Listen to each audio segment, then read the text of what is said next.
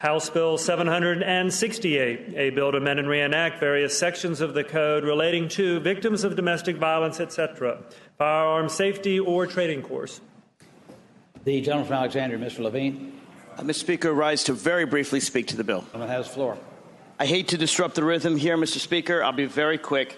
When I asked yesterday about this bill, whether or not that this training money would go from victim services and prosecution, the answer was yes.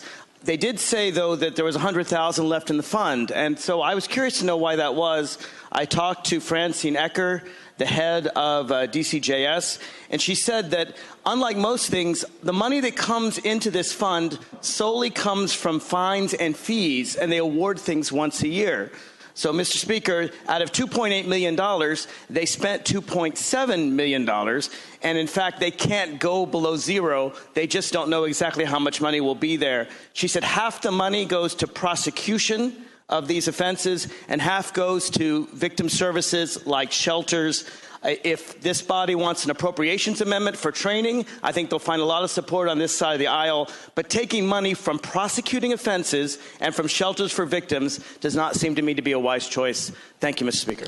Mr. Speaker. Gentleman Prince William. Mr. Blankenthal. Mr. Speaker, just to be clear, there was money left in this fund. That is not the intent to deprive any of the current services that are out there. We very much support those. And so my commitment to you is we'll come back next year and look and see what comes out of this, and we will make sure that we do the right thing by this fund. You can rest assured of that.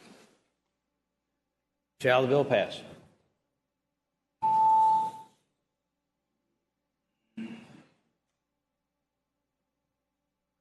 Clerk will close the roll. Ayes 78, noes 21. Ayes 78, noes 21. The bill is passed.